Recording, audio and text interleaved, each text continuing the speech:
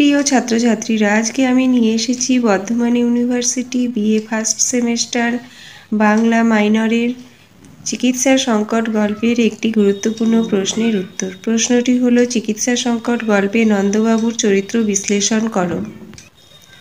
চিকিৎসা সংকট গল্পে নন্দবাবু বাঙালি নাগরিক মধ্যবিত্ত ব্যক্তি মানুষের প্রতিনিধি। তিনি গল্পের কেন্দ্রীয় চরিত্র। গল্পের সূচনাতে দেখা যায় সন্ধেবেলায় তাকে বাজার থেকে বাসায় ফিরতে হেঁটে নয়, ট্রামে। বন্ধুকে ডাকতে গিয়ে ট্রাম থেকে পড়ে যান। যদিও কোনো আঘাত পাননি, তবুও সকলেই ভাবল তিনি মারাত্মক আঘাত পেয়েছেন। এই কাল্পনিক আঘাত নিয়েই যত গোলযোগ, যত জটিলতা।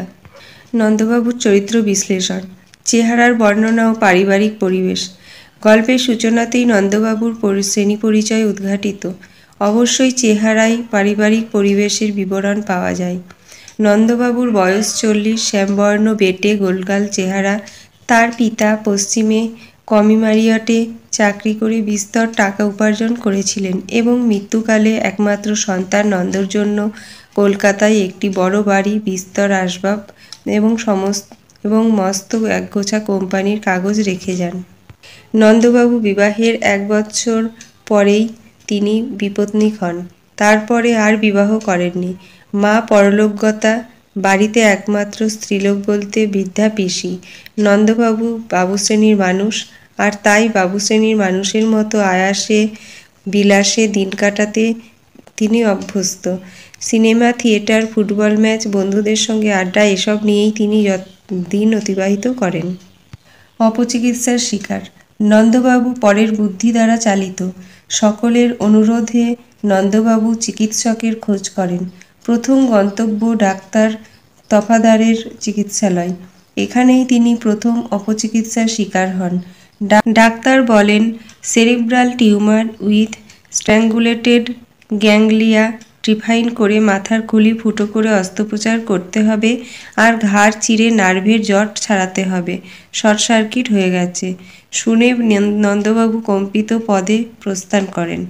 দুর্বল মানসিকতা। আসলে নন্দবাবু বুঝতেই পারেননি যে তিনি কোনো রোগের শিকার নন। সবটাই তার দুর্বল মনের পরিচয়। লোকের কথা মতো তিনি চিকিৎসকের কাছে যান।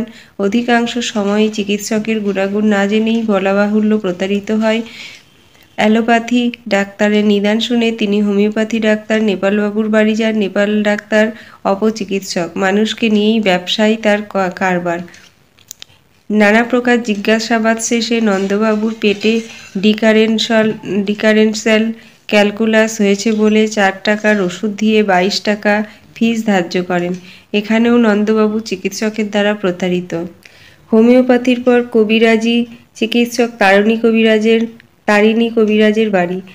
সেখান থেকে সকাল সন্ধ্যা বেলায় খাওয়ার বড়ি দেওয়া হয়।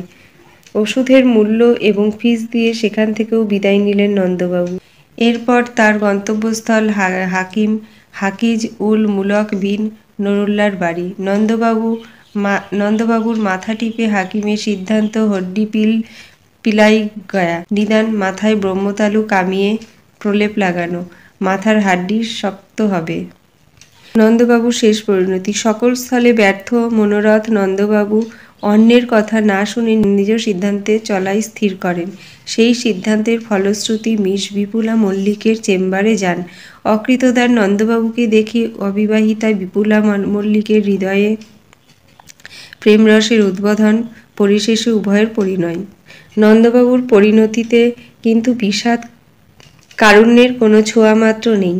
তার পরিণতি মিলনে মধুর, সংরাগে ঘন।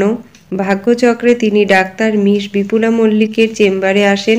অভিজ্ঞ বিপুলা মল্লিক বোঝেন পুরোটাই নন্দবাবুর মনের অসুখ।